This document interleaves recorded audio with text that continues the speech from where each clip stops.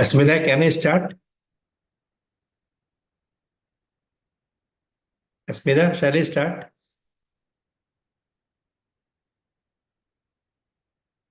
Yes, we can start. Okay, thank you, thank you. So, as usual, I will start with two short cases first.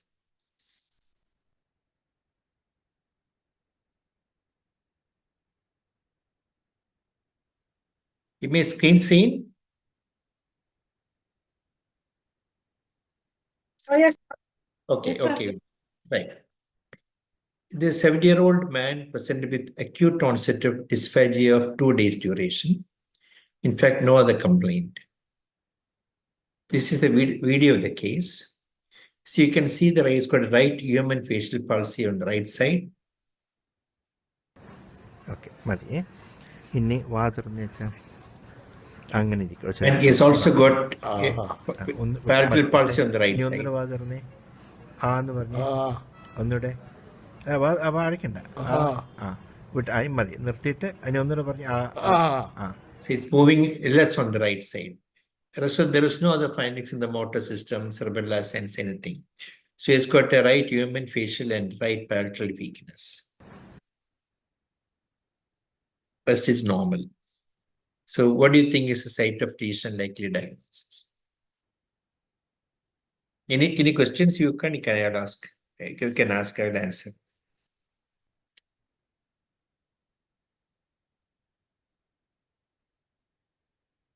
There is a localization and probably etiology. Am I audible to you? Sir, can you give just the summary, sir? Just I join 1 minute later. Okay, I'll tell you the summary. He gave me the history of dysphagia for 2 days duration. No other complaint. On examination, she found he has got a right human facial palsy and a right. On examine the palate is not moving well on the right side. അങ്ങനെ ഇരിക്കും. അടുത്ത് പറയണം. ഒന്ന് വിട്ട് മതി വിട്ടെ. Moving well on the left side, not on the right. ആന്ന് പറഞ്ഞ് ഒന്നുകൂടെ അടിക്കണ്ട വിട്ട് ആയി മതി. ഒന്നുകൂടെ പറഞ്ഞ് No Horner's, no other findings in this patient. No weakness, nothing. This is only finding. In fact, he came with dysphagia. That's his complaint. Right, so could be a lateral medullary also. Anti-medullary syndrome also. Okay, it could be medullary syndrome. What else is possible? No, sir. If there is an upper motor 7th nerve, so lesion Correct. must be.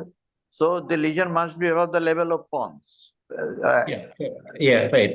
So it may be a left cortical-bulbar involvement is a likely diagnosis, which is producing left cortical-bulbar human, involvement. human 7th and human 10th nerve involvement.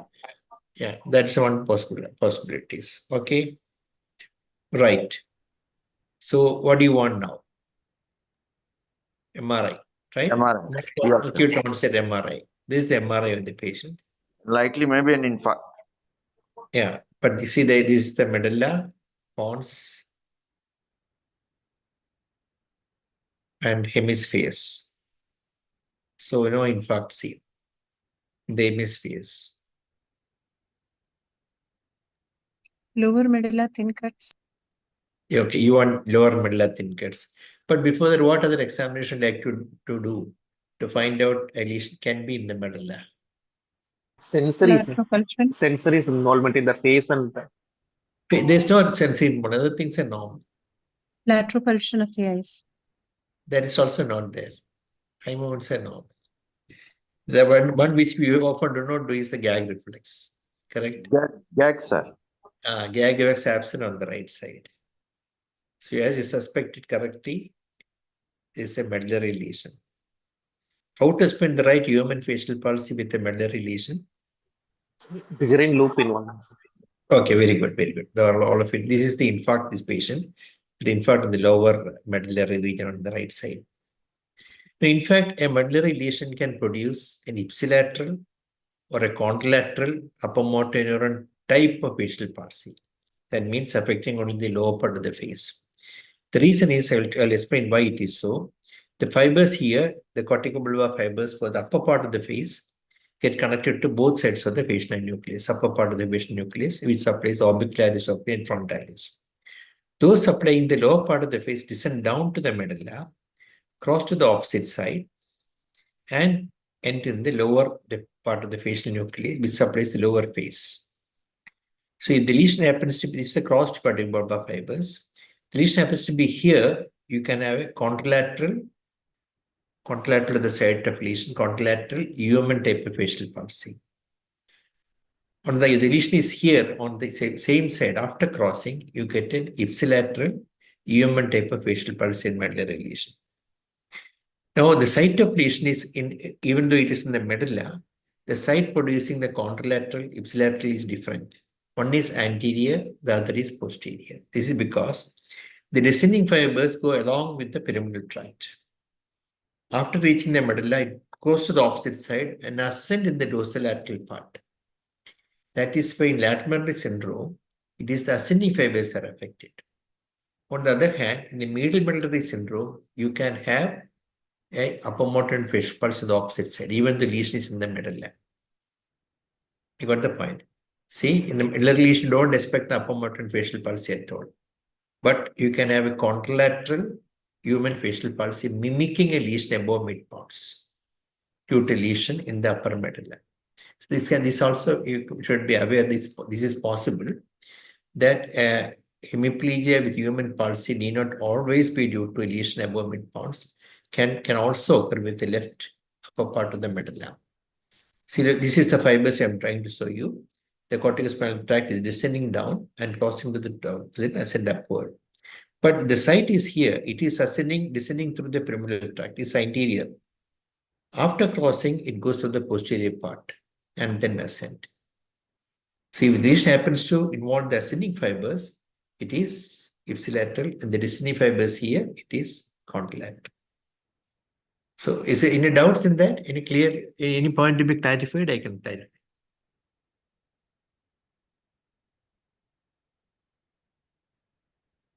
Okay. Okay, sir. Okay. Shall we go to the next case? Next short case. This 34-year-old lady complains of tremor of whole body while standing, sitting in the stool, but not present while seated in a chair, or while walking. This has been there for 5 years. Standing it is there, sitting in a stool it is, but not sitting in a chair. History of tremor of both hands for the same duration. Her father suffered from tremor at the age of 17 years. So this the lady is asked to sit in a stool. You can see the tremorlessness of the legs predominantly, but also the hand. You can see the tremor of the legs while seated in a stool.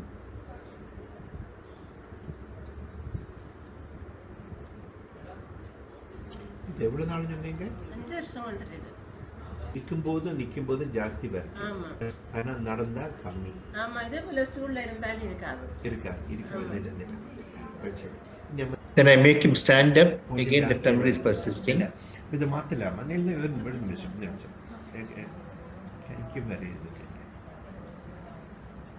இந்த விரல சொன்னீங்கன்னா வேண்டியதான். But on walking, there is no tremor at all. She is very comfortable in walking. ஸ்பீட்ல வாங்க. No imbalance.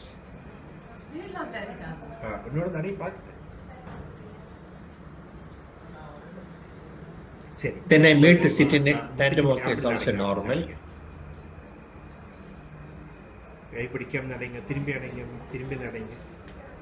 ஒரு காலுக்கு முன்னால காலி வைக்கணும், முட்டிச்சு அப்படித்தான் வைக்கணும் பார்க்கட்டேன். நீங்க சொன்ன இல்லைன்னு நடக்கும்போது இருக்கேன் கொஞ்சம். That is normal. திரும்பி வாங்கம்மா, அப்படியே திரும்பி வாங்க. Then made her sit in a chair where she did not have any tremor. சரி. She's made to sit in the chair. நீட்டி வைங்க. At that time, I made look at the feet. There is no tremor at all.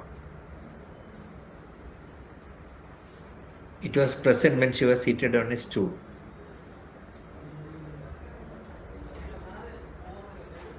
நீங்க அங்கே Then I made to sit on a stool after sitting in the chair. கால் கொஞ்சம் நீட்டி வைங்க. அப்படி. இனி அம்மா இந்த ஸ்டூல்ல இருங்க. When it started, when it sat on the stool, அப்படி the tremor started trembling again. The leg started trembling again.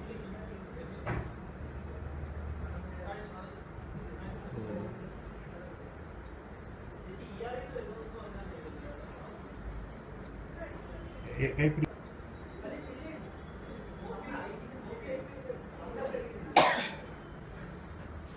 Then I made sit back again in the chair, the tremor disappears.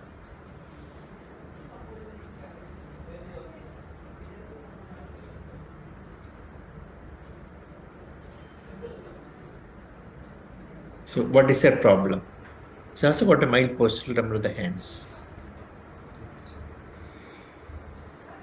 Orthostatic myoclonus, sir. Pardon? Pardon? Orthostatic Yeah. myoclonus, sir.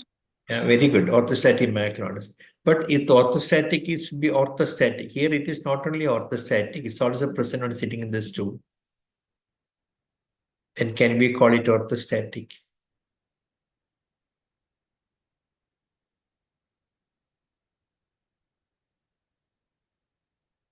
In the past, she was trained on. Yeah, please, when please. The legs are Pardon? not rested, she is getting, sir. When the legs are rested properly, she is not getting. Yeah, correct. But in both situations, the legs are rested, the stool Okay. as well as the chair. But when it sits on the stool, it becomes manifest. But when it's in the chair, it does not become manifest. Okay, sir. Okay, let's. Sir, any distractibility, sir? No distractibility. No distractibility. He has been troubling her for 6 years without any. It does not disappear with a distraction. So, in fact, she was tried on beta blockers, clonazepam, mycilline, paclitaine with no relief. This is the tremogram drawn by me from the CMC window. That shows an organic tremor. So, what will you do? I'll tell the treatment later on. Follow up after 1 month. With treatment, she made sit in a stool. No tremor now. நில்லுமா அப்படியே நில்லுங்க. When standing also tremor is there, but much less. நீ ஏதாவது வேலை செய்தாதான் கொஞ்சம் இப்போ கொஞ்ச நேரம் 2 மணிக்கு பதில் ஃபர்ஸ்ட் இருந்ததில்ல. Okay.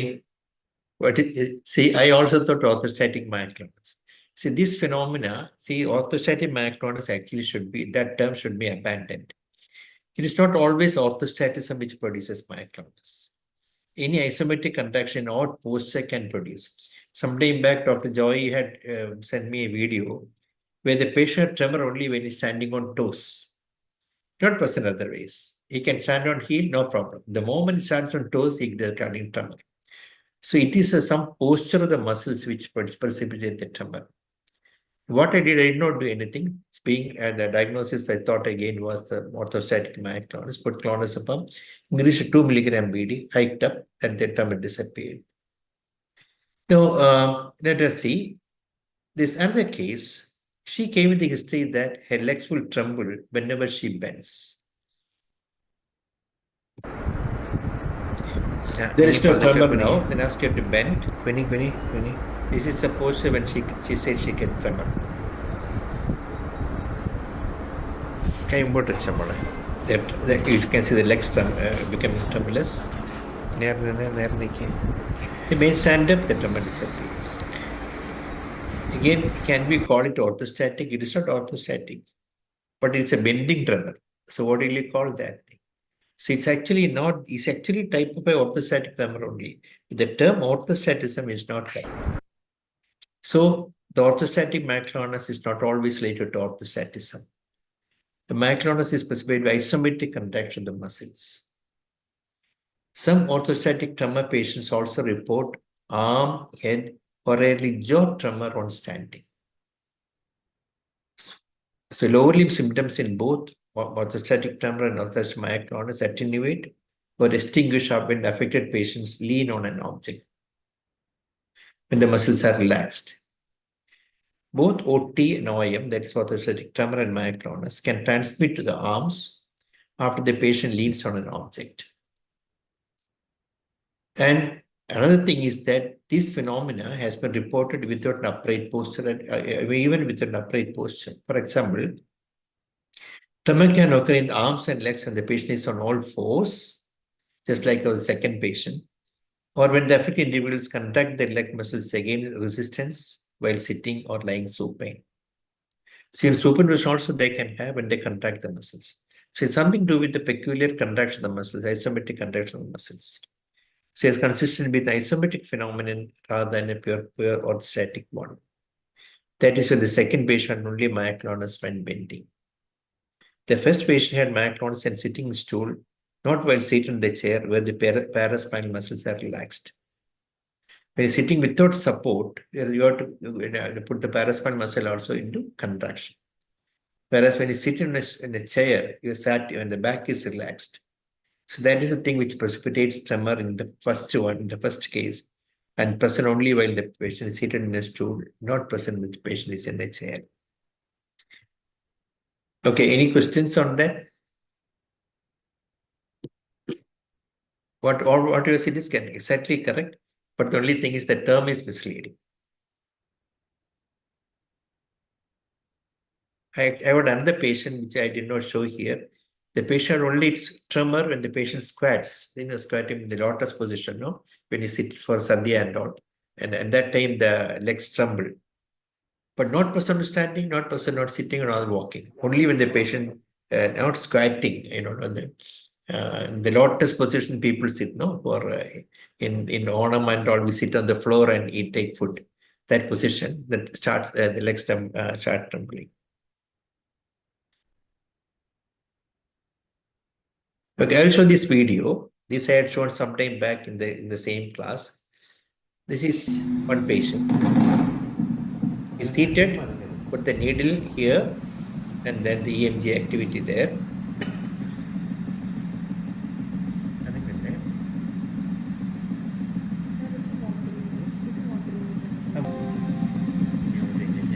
Make him stand. Then made him stand up.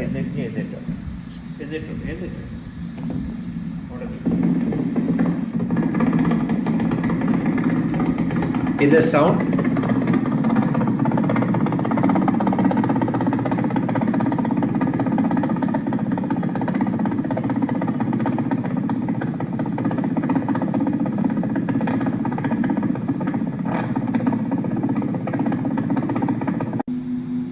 What does the sound mimic? Raindrop on tin roof, sir. Not raindrop, no. That's entirely different. This helicopter sound. The wing sound produced by the wings. You can hear that, then you will realize that this is the same helicopter sound which you hear. Same thing. No, just I compared with another control patient. You can see the control patient, what will happen. Let us see that. EMG is silent when it's seated.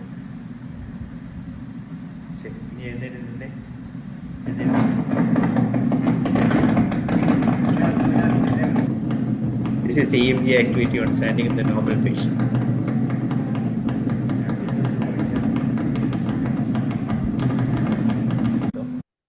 So this is the helicopter sound. That's said to be typical of orthostatic tremor. Can also occur myoclonus also, depending upon the frequency of the tremor. If it is of lower frequency, it mimics something like a train, in the steam engine going, train. That sound it will produce. Okay, any questions? How to differentiate orthostatic tremor from orthostatic myoclonus, sir? It is almost same. Only thing is that the orthostatic tremor is one which has got a faster frequency, more than 14 Hertz. Whereas the myoclonus is a lower frequency and large amplitude movement. The other is very fine tremor, you get orthostatic tremor. And remember one more point, some people who comes to you with imbalance while standing. So you may think the other way is walking normally, tandem walking is normal, sitting is normal, examination, nothing is there. But he says he feels imbalanced while standing. One may think is functional. But I have made a mistake like that. Subsequently, when I saw the patient, which is a female patient, that time I did not raise her sari and lifted the leg. made a stand up and raised his sari, you can make out the tremor coming. So the only complaint of the patient may be that she's got imbalance. They won't complain of tremor or anything. They'll only see imbalance while standing. Otherwise, when you're seeing all other things normal, one may erroneously diagnose a functional patient. It being a functional disorder. So that you have to keep in mind. Any questions? Somebody was trying to ask some question, please.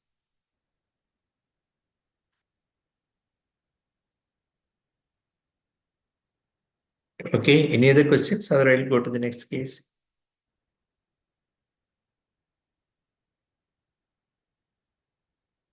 Okay, this case is referred by Dr. Samia from Bangalore University, Calcutta.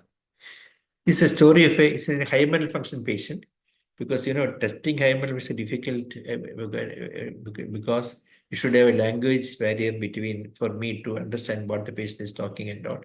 So I asked him to convert this whatever is spoken into English language. So he is kind enough to send me those converted version. So I'll be projecting both the verbal one as well as the written one. The story is that of a 60-year-old man with no known comorbidity presented with behavioral symptoms such as repetitive behavior in the form of repeating the same sentences and gestures multiple times, frequent anger outbursts, and socially inappropriate behavior, over familiarity to unknown people, and jocularity during non-contextual conversation, decreased sleep with excessive anxiety during the day-to-day activities. All the symptoms had been insidious onset and was gradually progressive over 1.5 years. So what do these symptoms indicate? Frontal lobe dysfunction. Right, frontal lobe, that to orbitofrontal. Okay, the one with the concern with the social cognition. Repetitive behavior, repeating the same sentence indicate a verbal perseveration or a motor perseveration. Frequent anger outburst and socially inappropriate behavior, loss of social inhibitions. Or familiarity with unknown people, jocularity, the so-called whistle shoot phenomenon. Anxiety again can be orbitofrontal or can be due to amygdala involvement. So all these symptoms incident. This is his symptoms, but findings are very, very different. He had no features suggestive of Parkinsonism, overt memory, or visuospatial navigational difficulty. No executive function noted during the normal day-to-day activities. No history suggestive of failure to recognize family members or familiar faces. Examination motor system normal, sense system normal. Now let us see the high mental examination one by one.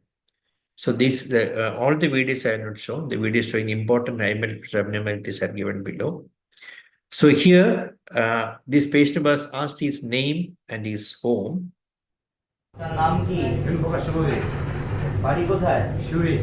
He's going on repeating very surely.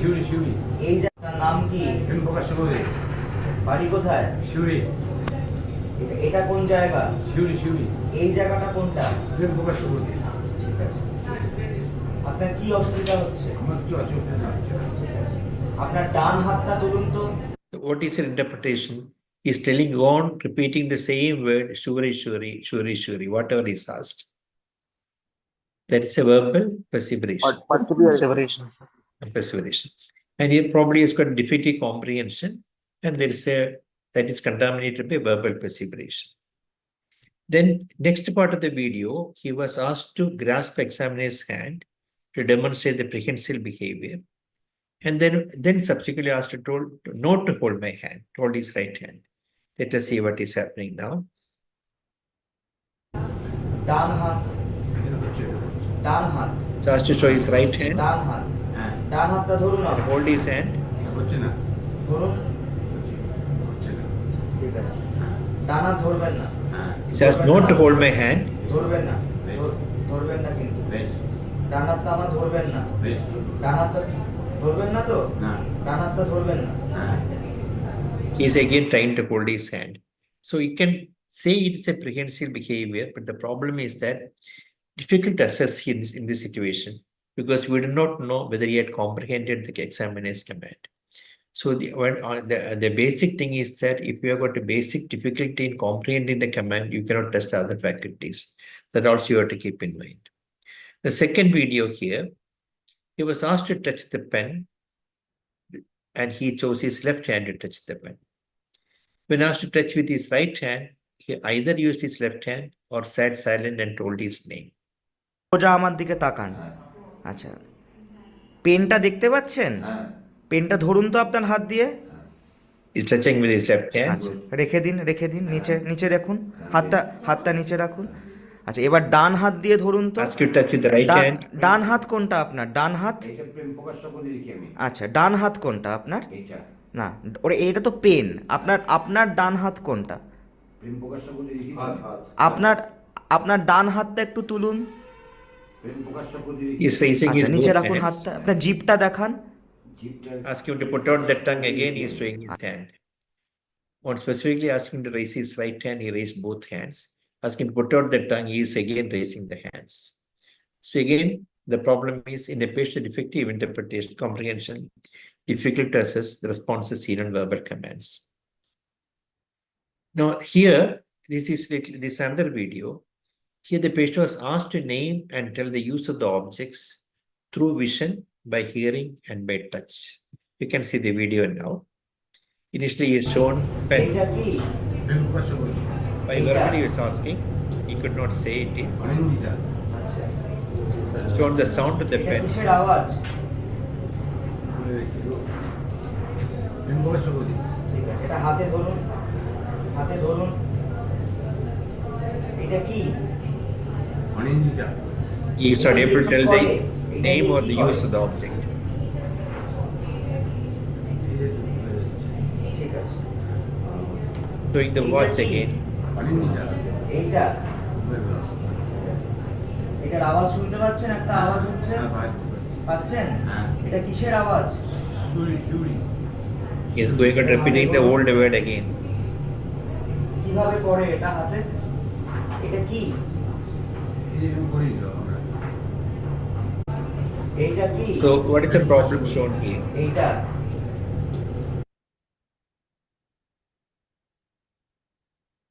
What is this problem here?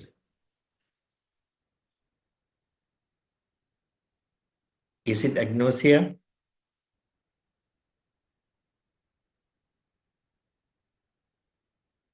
Am I audible to you? Yes, sir. Okay. Is it agnosia or something else?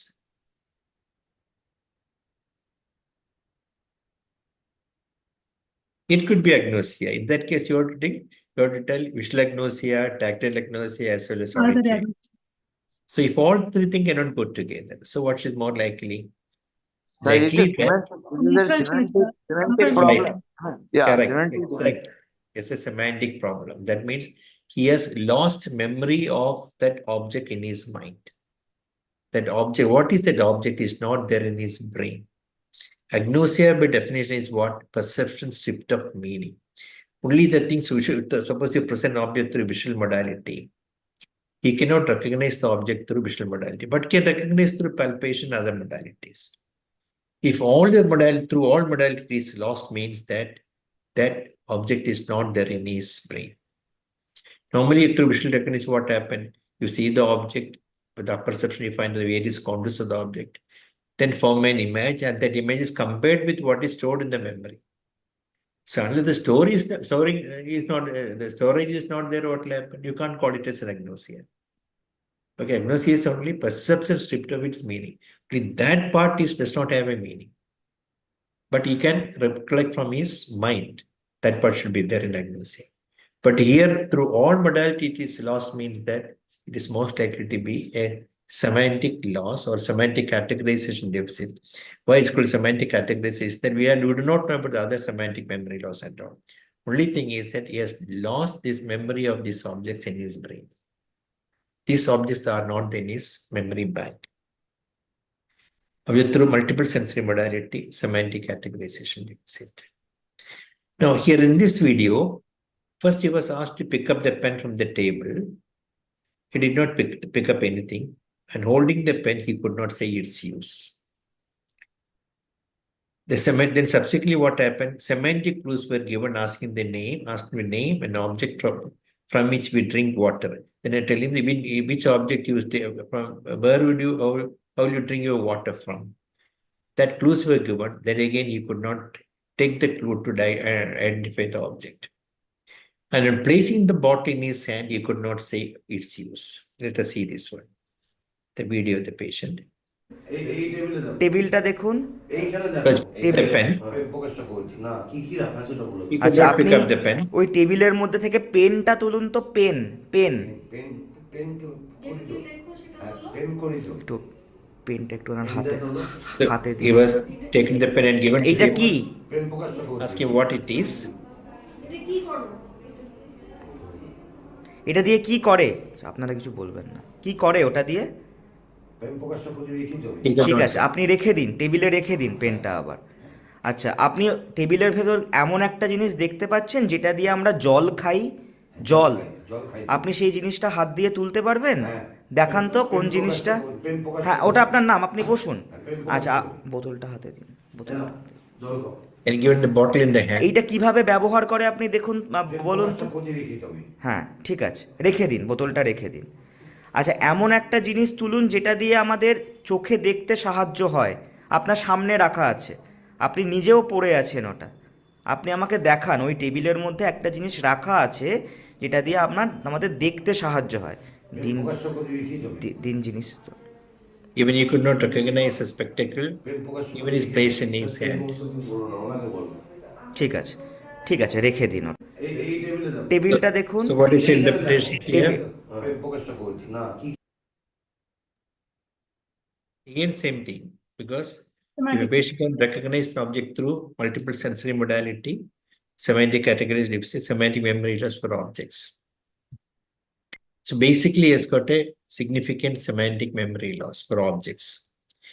Then the next video, ask the patient to repeat Amarbari Kadamtala. He only said the last part of the word, Kadamtala, repeatedly. And an impulsive intrusion of his name, Prem Pragash Chakravarti, whenever he's asked anything. That is his name, he will go on repeating the name again and again to whatever question is asked. আচ্ছা, আপনি আমাকে একটু বলুন তো, আমার বাড়ি কদমতলা। কদমতলা। আপনি বলুন, আমি এটা বলছি, রিপিট করুন, আমার বাড়ি কদমতলা। কদমতলা। আচ্ছা, আচ্ছা, আপনি আজকে সকালবেলা এইখানে যে এসছেন, কি কি পরে এসছেন আমাকে দেখান তো। আপনি কি পরে আছেন? জামা কাপড় কি পরে আছেন? আপনার গলার মধ্যে একটা জিনিস লাগানো আছে, এটা কি বলুন? আচ্ছা, চোখে আপনি কি পরে আছেন? চোখে Again telling the same thing again and again. That's again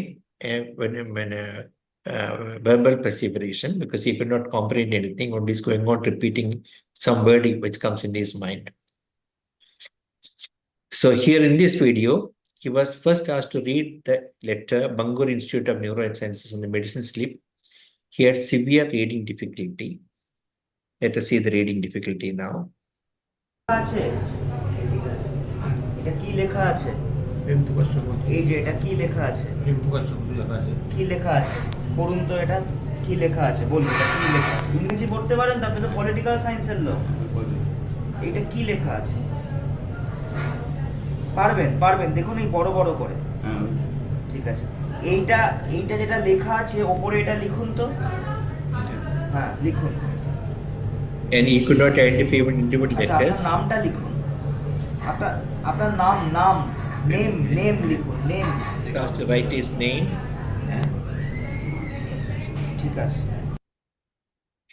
See, some people he cannot even write alphabet, or that means he's got what type of, he cannot read alphabet itself. That is called global alexia. That is otherwise called literal alexia, where the patient cannot even read letters. Okay, that's indicating a lesion of the visual waveform area in the occipital cortex, occipital association cortex.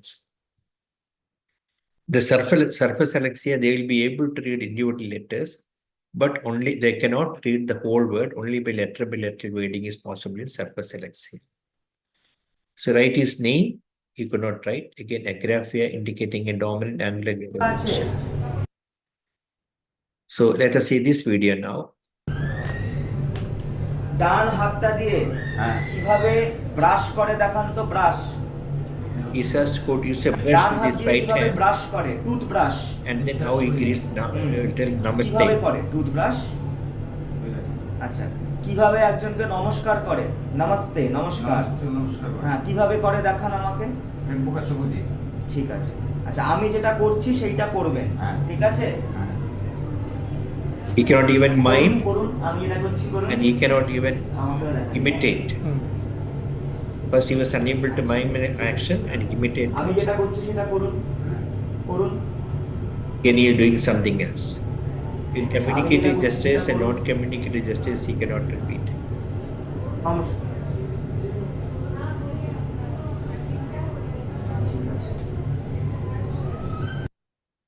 So most likely you could associate it apraxia, both transitive as well as intransitive. But to understand, to be definite, to be certain about apraxia, one should be certain that he should have a normal, creatively normal comprehension. Suppose somebody is doing that correctly, we do not know it is because of lack of comprehension or not. But in this video, it looks as if it's a real apraxia because even if he is otherwise intelligent, he is able to at least understand that the doctor is trying, what the doctor is trying to convey by his actions. That also, that again, he is not able to pick up and give and imitate that action. So most likely, he's going to associate apraxia in this patient, again indicating a dominant parietal dysfunction. Then throughout the time, he kept on repeating the same meaningless bimanual gestures, again motor perseverity disorder behavior. ডান হাতটা দিয়ে So let us see, he has got features of global aphasia in addition to other features. His speech is non-fluent. It's got a perseveratory utterance like no, no, tan, tan, etc. Like this, shuri, shuri, shuri, shuri. Because global aphasia, only few words are there in his vocabulary. That goes on coming like a broken record. That will go on repeatedly coming in that way. That's called perseveratory utterances. Like here in this patient, shuri, shuri, shuri. Whatever he asks comes out with that answer. And lack of combination of spoken words. He has got impaired reading, impaired writing, impaired repetition. So let us this video now. এটাকে একবার দেখা Fill the color, শার্টের কি colour এই কালারটা কি color of the object, the shirt which is wearing. He could not. এইটা কি রং That color also he could not say. Apple অ্যাপেলের কি রং apple Asked him what is the color of the apple, grass, sky. ঘাস গ্রাস গ্রাসের কি রং আকাশের কি রং স্কাই স্কাই এর কি রং আকাশ কি রং আচ্ছা আপনার জামার কি রং শিউরি তো আপনার বাড়ি So what is your interpretation about that thing? Is it color agnosia, color blindness, or what? His comprehension is only not good, no, sir.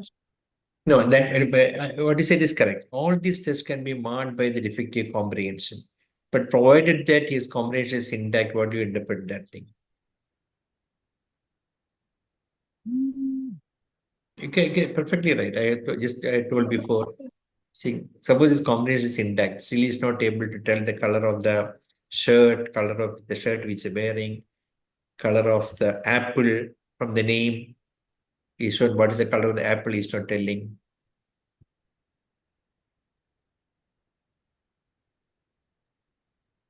His storage bank is gone, sir. Storage bank is not there. Exactly. This is called color amnesia. Okay, color amnesia. Then in the sense that he has lost the color from his memory bank. So on the other hand, in a color agnosia patient, that is not lost in his memory bank. So if you ask to color if the color agnosia is not there, if you ask show a picture and you'll be able to choose the correct color. Okay, you'll be able to use the correct color to color a picture if the agnosia is not there. If his agnosia is there, he will not be able to choose the correct color to color a particular, say, apple or orange like that. But if you ask him from the memory, what is the color of the orange, he will tell it correctly. What is the color of the apple, he will say red correctly. But here, from the memory bank itself, you ask him what are the color of the apple or the grass, he could not say the color. That means they has lost the color sense from his brain itself, loss of memory of the color. You got you understood what I meant? Yes, yes. Yeah, Yes. agnosia. Yeah, agnosia means the bank is intact. Only things that what is seen has no meaning. Okay, from the memory bank, you ask what is the color, you'll be able to tell. But you cannot. What is if you should two, three colors, you cannot choose which color for a particular object or particular diagram to color. Okay, so here's again pointing. So it's got a significant all points to one thing. It's got lack of knowledge of the objects, lack of knowledge of the words, lack of knowledge of the colors. So it's got a significant semantic memory loss. Now, then so the other motor findings, he has got some other finding. It's got rigidity in the right upper limb, again in the right upper limb.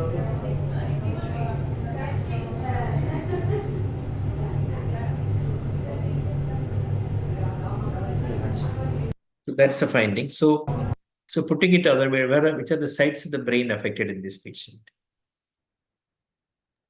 Anterior pole of the temporal lobe, sir. Yeah, he has got bilateral temporal lobe is affected. In addition to that,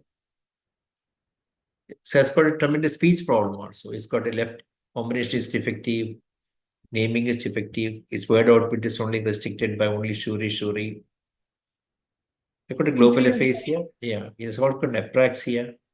So mainly bilateral temporal plus left parietal and left pericilian areas to be affected here, predominantly on the left hemisphere. That's the site of lesion. So what could be the probable etiology here? The duration is 1.5 years. 1.5 years. And it is rapidly progressive. Yeah.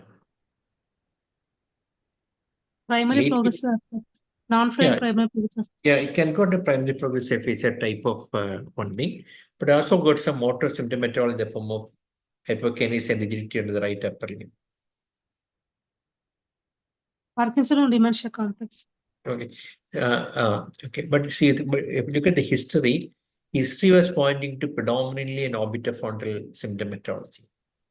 Yes. Right? It's got a disinhibitory behavior, excessive jocularity. So it's got a frontal dysfunction plus bilateral temporal lobe dysfunction, plus he has got a parietal dysfunction.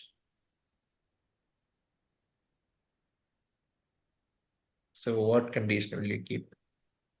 Is some kind of a frontotemporal dementia with parietal dysfunction, produce hypokinesia and things like that. What will you keep? Apraxia and all. FTD CBS complex. No? That can, Yes. that pattern, CBS can have various types. There's one type is FTD CBS or CBS FTD. So that pattern, that's good. So let us see the MRI of the patient. It's got profound atrophy of the left hemisphere. Right hemisphere also atrophied, but mainly on the left side. See the atrophy on the left side. Also this is the flare sequence.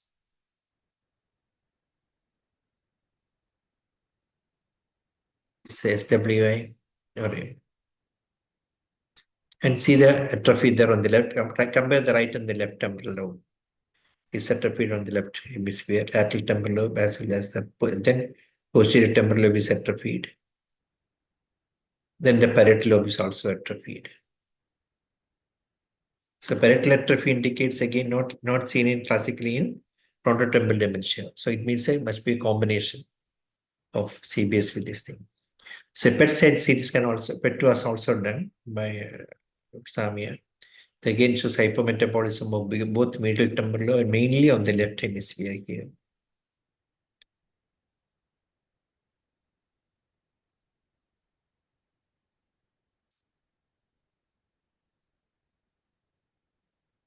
This is the report. They say the overall findings favor diagnosis of vascular dementia. I don't agree with that. Does not look like a vascular dementia at all. They return mild to moderate asymmetrical hypermetabolism, the left frontal, left lateral temporal, left parietal lobes, with preserved metabolism of the right cerebral cortex, bilateral occipital lobe, cerebellum, and cingulate cortex.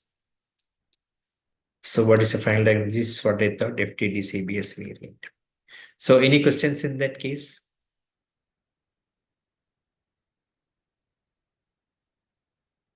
Any point of clarification regarding the findings?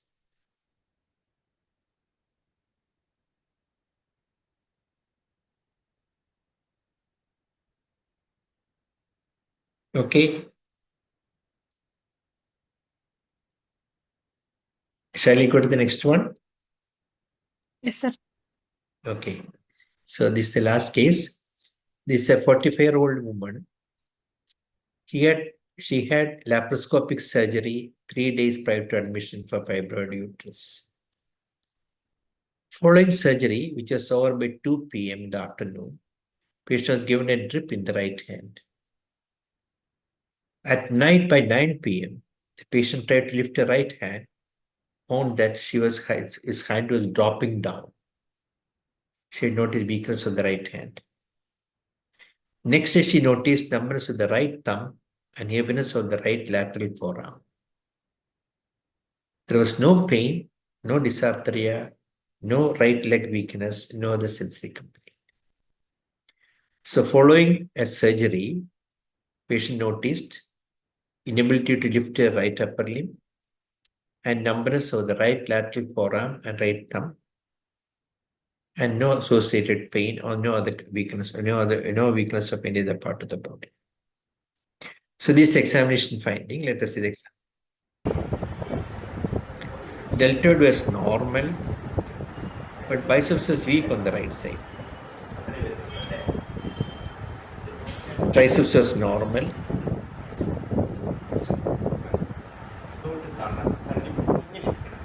External rotators were normal on the left side. Again, normal on the right side as well.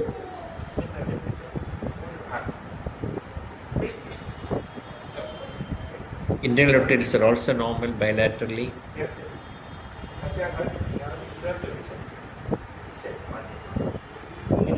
Brachyradials was normal.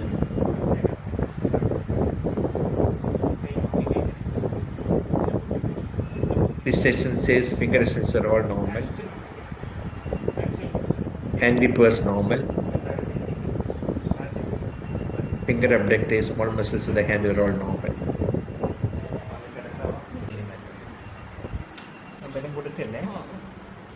Right biceps reflex is decreased compared to the left side, or absent on the right side. It's very elicited on the right side, left side. That is very elicited. And you can see some inversion of the supinator chair. The fingers get flexed, but not the supinator. This is not the brachyradialis. Triceps also very elicited.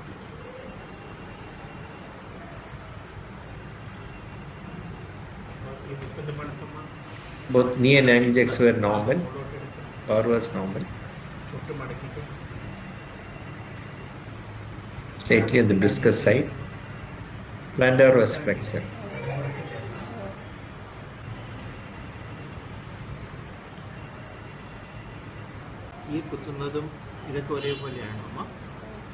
It was embedded of the lateral forearm and there is decrease on that side. It decreased on the dorsal aspect of the thumb. All other fingers normal. It's decreased. Decrease on the right side. Normal. Yes, lower limbs also normal.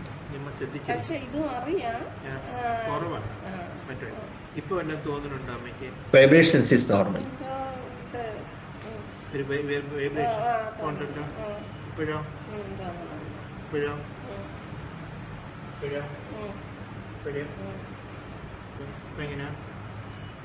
Johnson's also normal.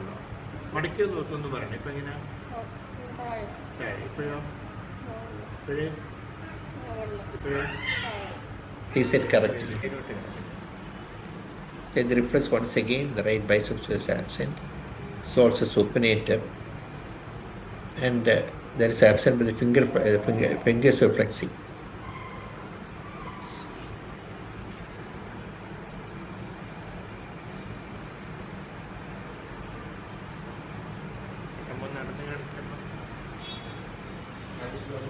Eight, etc. were all normal.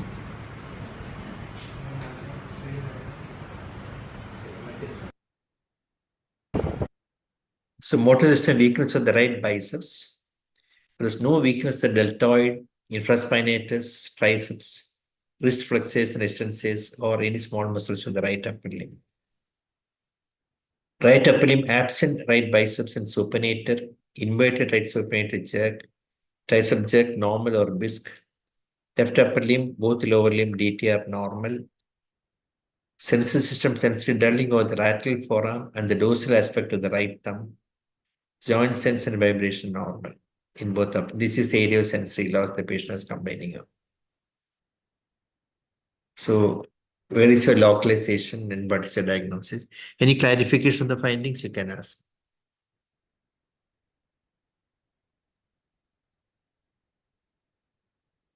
Sir, it looks like a very specific root distribution. Correct.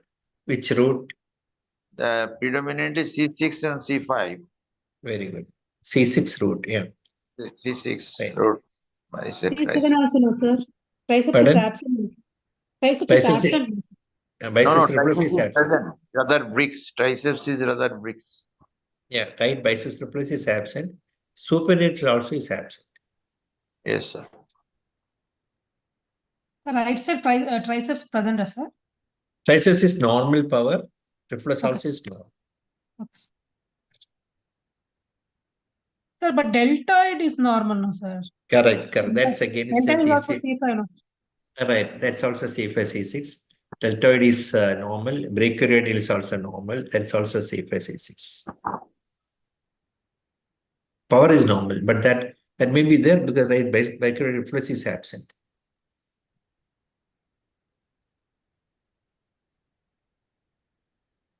Okay. But what are the points against a right C6 radiculopathy? Anyone can tell what's anything against? You can say other muscles are not affected. That part I agreed. Apart from the sensory wise, There is no pain, sir. The patient is not complete. pain may not be there all the time. Sensory. Because, yeah, he has got sensory loss of the dorsum of the thumb. That cannot be explained by that can be explained by a C6 root, but not by the other nerve. So, what is the other possibility which you have to keep in mind? Plexitis. Yeah, plexitis, of course, you have to tell the site. Lateral cord. Yeah, let us see. Why can be musculocutaneous nerve parts? Let us examine one by one. You can explain the biceps reflex, biceps weakness. You can explain the sensory loss of the lateral forearm. Sensory loss. Dorsum of thumb is not. Yeah, right, exactly. Dorsum of the thumb musculocutaneous nerve palsy cannot explain that thing. But C6 radiculopathy can explain that. Okay, so it's unlikely to be musculocutaneous nerve because the numbness of the right thumb and absence. So again, absence. So supinator is also can be explained by musculocutaneous nerve. Okay, agreed? Because the supinator reflex is through the radial nerve. Agreed, sir. So that means it's not musculocutaneous. That's for sure. Now, or it could be a combination, musculocutaneous nerve plus radial. If you ask me why can't be two nerves affected, something as you get in a plexitis, that's a possibility. This could explain the decreased supinator reflex and sensory dulling on the dorsal aspect of the nerve. So this is one possibility you have to keep in mind. Okay, that is musculocutaneous nerve plus radial nerve. But only thing is radial nerve is not complete. Only some of the muscle supply of the radial nerve is affected. Distal to the supply of triceps, but other muscle supply with the radial are spared, like finger extensors are spared. The extensor pollicis longus is spared. So again, there's some problem in localizing there, putting dilation there also. No, can be lateral cord affection. Let us see one by one.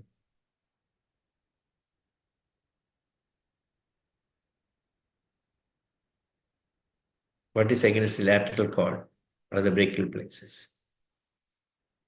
The You can lateral load of the median nerve is not. exactly.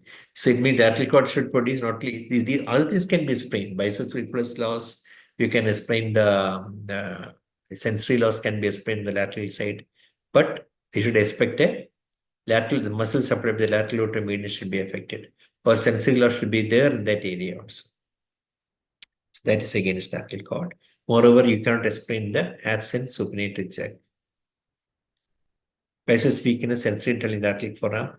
But what are the odd points? Absent supinated jack and sparing of sensation median lateral median.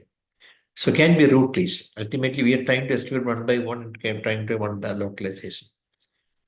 Somebody was not the CC radicalopathy was thought of the first possibility. So which all things you can explain? What are the points against? You can explain the biceps weakness, correct? You can explain the absent biceps. You can explain the supinated jack, absent. And sensory drawing the lateral forearm thumb also can be explained by the C6 root. So what is against? Is anything against? Shouldn't there be involvement of the palmar surface of the thumb as well as if No, it is no. a C6? No. Root involvement, the sensory loss need not necessarily be in a span over the entire area. But in fact, it's involving almost all the areas supplied by the C6 root. Only thing is the muscle distribution weakness, the distribution of muscle weakness is not in the C6 distribution. You expect to be involvement of the infraspinatus, supraspinatus, biceps. Biceps is already affected. Deltoid, brachioradialis. Brachial is already affected. It's got absent brachioradialis. So the other muscles supplied the C6 like biceps, deltoid, suprainfraspinatus are spared. So that is against the C6 radiculopathy. Then one more thing, spared, that's also, this is the point against. Now the possible site of lesion could be right C6 radiculopathy 1 or right musculocuteneous parietal limb. These are the two things we have to keep in mind. Okay, is there anything you want to do to differentiate the two? There are odd points for both. Any of the muscle which is supplied by the examination, we can help differentiate the two.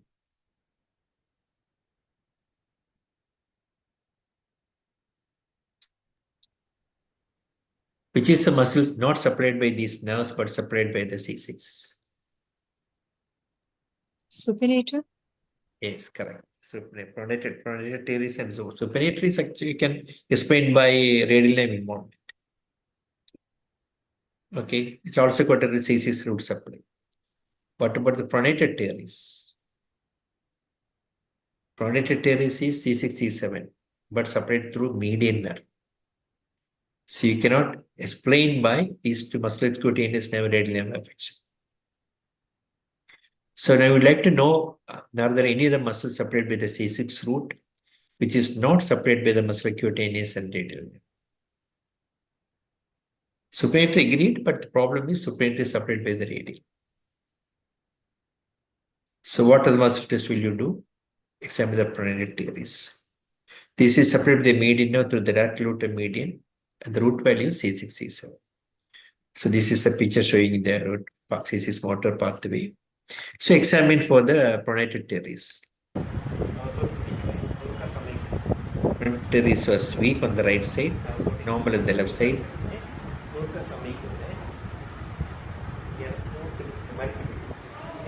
I am checking the supination now. Now here both supination and pronation, both this is supination, that is weak.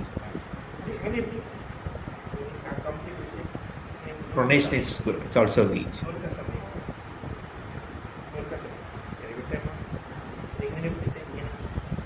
Wrist flexion is normal.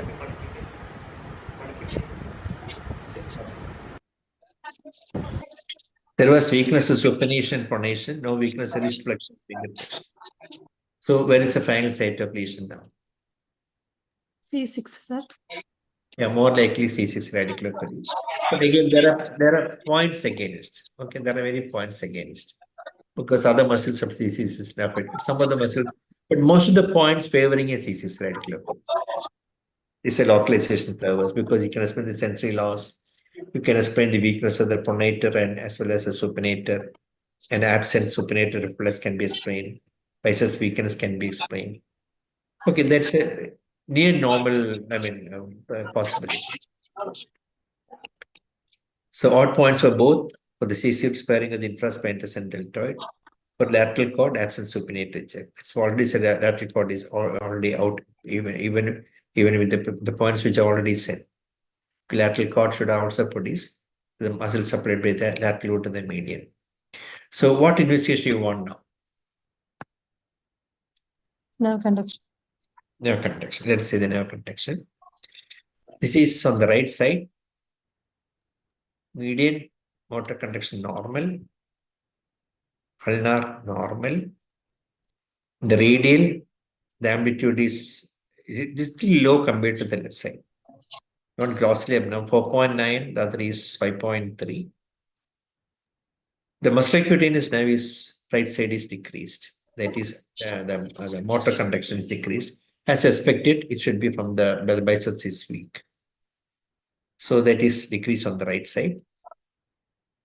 And the axillary nerve, however, is normal. As we thought clinically also it was normal. Electrophysiologically also it is normal. The FA latency were normal. The snap was normal. Including the lateral antebrachial cutaneous nerve is also normal on the right side. It is 16 and 24. Now, what does it favor? Excludes radiculopathy. Root lesion. It favors a root lesion. Okay. Because sensory potential is normal, no? Yes, sir. Yes, sir. Favors. Okay. But the problem was that this conduction was done, this is normal values. So same in CS, decrease EMF amplitude in the right musculocutaneous nerve, rest is normal. No, snap normal even in the lateral antebrachial cutaneous nerve. See, with musculocutaneous nerve palsy, why is a snap normal? So it's not. So what are the things will you like to know? Because this was done immediately after the incident. Because this post-operative tidal weakness, I did it on the third day. So what will happen? We should wait for some 7 days, 11 days. Repeat it after some time. Right. So the CMAP amplitude abnormality may occur earlier. The snap abnormality may come only after 10 days. So if you do a conduction between 5 days and 10 days, you may erroneously diagnose a preganglionic lesion or a root lesion. So you would always wait for the snap to be lost after waiting for 10 days. So you should ask for repeat NCVS after 1 week to find out the snap abnormality. And EMG also will not be helpful because innervation will appear only after 2 to 3 weeks later in distal muscles. So the pattern of muscle weakness cannot be explained by the root, trunk, cord, or peripheral nerve lesion. So all we are at a loss. Now what will you like to do? Most likely a root lesion, but could be plexus also. So we wait for the. So in fact, she was given a course of IV methylprednisolone and did a repeat conduction. In the meantime, we did MRI of the brachial plexus and scanning of cervical spine was done to find out any plexus involvement. Radiologically, there is no cord lesion because one of the possibilities C6 radiculopathy was the thing we had in mind. Most of the findings are favoring C6 radiculopathy. To find radiculopathy, spinal MRI was done, that's normal. Then brachial plexus was another possibility since the conduction could not be done. Snap was underlabeled at that point of time. So that's also normal. So the patient is asked to come for repeat NCs after 10 days. So after 10 days, this NC is finding. So examine again. When she came for review after 10 days, the power of the pronator is improved. It has become much better now. But biceps were still weak.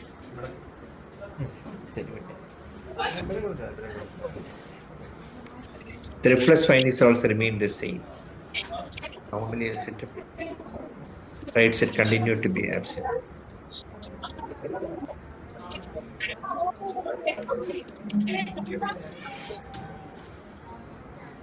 Right side is also absent.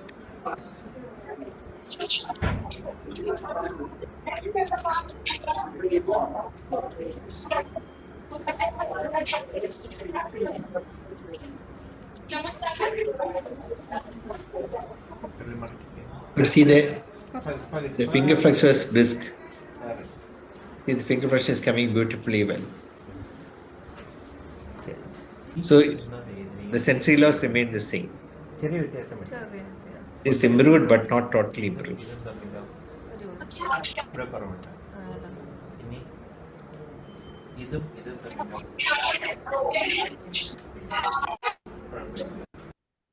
The power of the right motor is improved. Rest of the findings remain the same. So repeat conduction was done. Let us see the conduction now. The right radial amplitude is normal. Muscular cutaneous expected to be decreased. Motor conduction.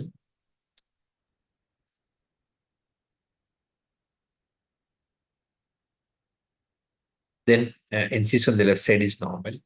Normal. Now let us see the sensory potential. Even after 10 days, the lateral antibrachial coordinate potential sense snap is remaining intact. It is not decreased. So what is the diagnosis? C6 radiculopathy. Pardon? C6 radiculopathy, agreed. But she improved. Markedly with steroid. And there is no lesion to account for the radiculopathy in this case. MRI spine was normal. So have we treated her with steroids? Yes, the meantime, which is asked to come for follow-up after 10 days, the meantime I gave her steroid. Brachial neuritis, sir. Yeah, it's neurologic hemiatrophy. Now, the problem, I'll tell you the reason why the snap can be sometimes paired. Now, the question now the coming back is C6 radiculopathy possible but less likely? As already told, the other muscle supplies is raised. No, but the other point again is that the MRI did not show lesion, no root pain, patient improved spontaneously. Spontaneously with steroid. Now, how to explain the normal snap in musculocutaneous or radial nerve lesion even after 11 days? This is because it can be explained by a demyelinating block in the lateral antebrachial nerve proximally or in the plexus. Suppose there is a plexus lesion producing a conduction block and demyelinating conduction block at that level. Your peripheral sensory conduction may be entirely normal. Even there will be loss of sensation, but conduction may be normal. Did you get the point? What I said? Because if the axon is cut, the axon will degenerate in the distal. So after, but in the case of demyelinating lesion, there is a focal demyelination of the nerve. The block is only at that level. Distal part of the nerve will conduct normally. You can find out the conduction block if you have to stimulate proximal to the proximal lesion. Suppose the lesion is in the proximal most part near the brachial plexus. You may not be able to stimulate that particular point to find out the conduction block in the musculocutaneous nerve. Are you getting my point? Yes, So the sir. musculocutaneous nerve is arising from the lateral cord. So Yes, you sir. ought to stimulate the right proximal to the conduction block. Suppose the block is occurring in the lateral, in the plexus region or proximal part of the musculocutaneous nerve. If you stimulate distally, you will not get you'll get a normal snap.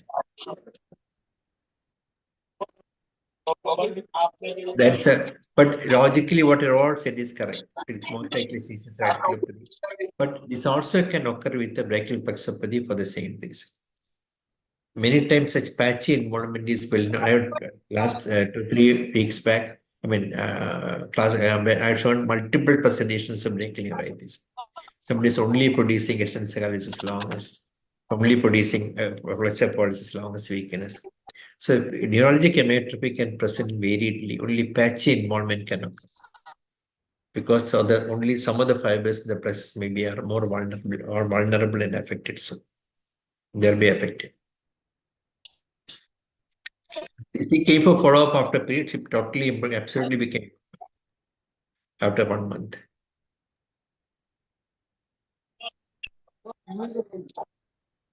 Okay, any questions? The root lesions will not improve with steroids, and only plexus lesions will improve. No, if a root lesion means there be some reason for the root lesion. Okay, it can improve. Suppose the demyelinating lesion occur in the root can improve. But what is that condition causing? When you say radiculopathy, we usually mean some structural lesion or some mass lesion comes like a disc lesion or something like that, or inflammatory pathology, something like that. What condition can we? Here we can think of a plexitis, and neurologic myopathy will know after postpartum, after surgery.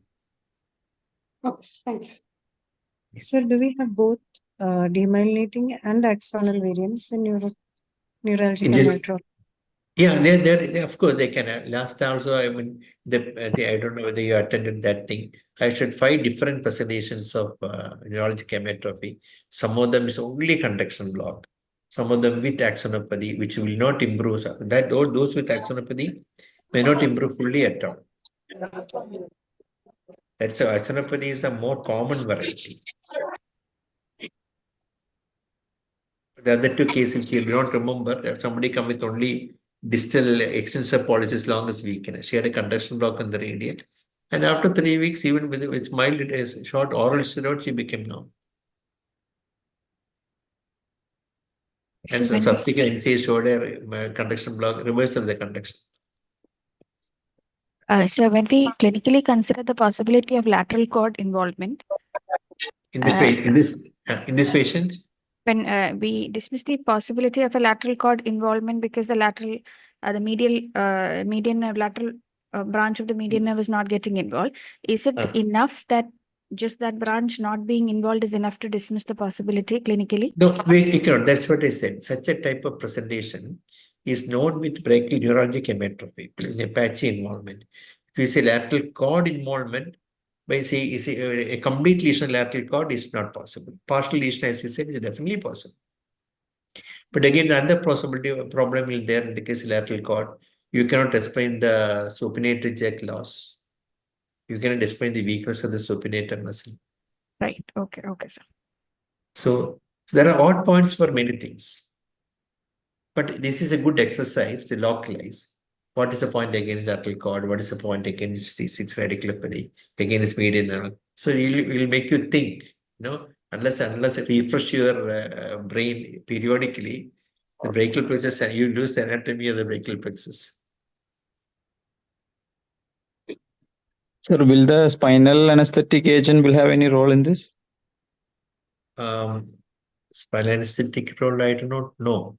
Very unlikely. Because the lesion is only confined to one root, again affecting that area. It's very unlikely.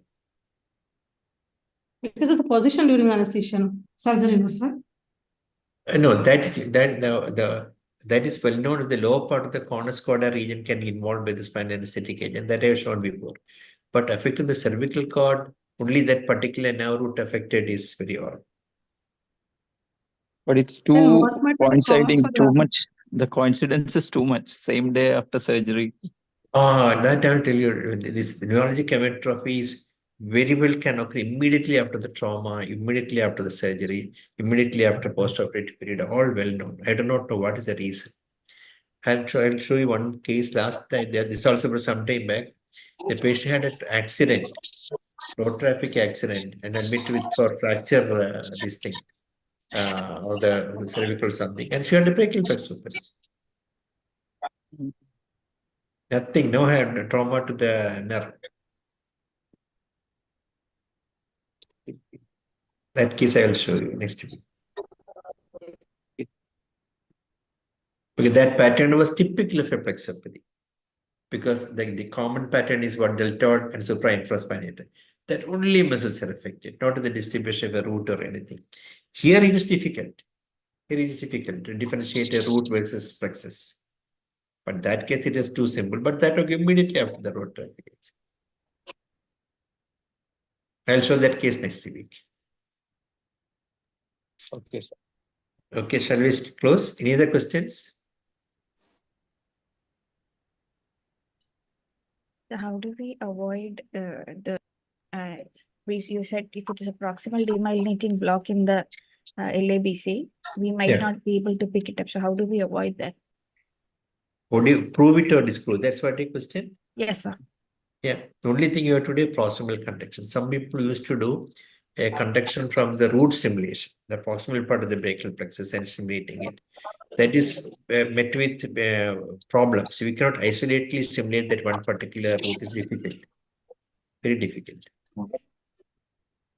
If SSPEP can be done, it can be useful, but the only thing is that only the proximally that the impulse should go to the particular root again only. Very difficult. See a case, suppose if you got a sensory loss in the thumb, but only the dorsal part is affected. So if you stimulate, do SSCP from that, and it is not obtained on the right side, it's obtained from the left side, then you can say most likely proximal conduction block. Yeah, that's a way to prove it.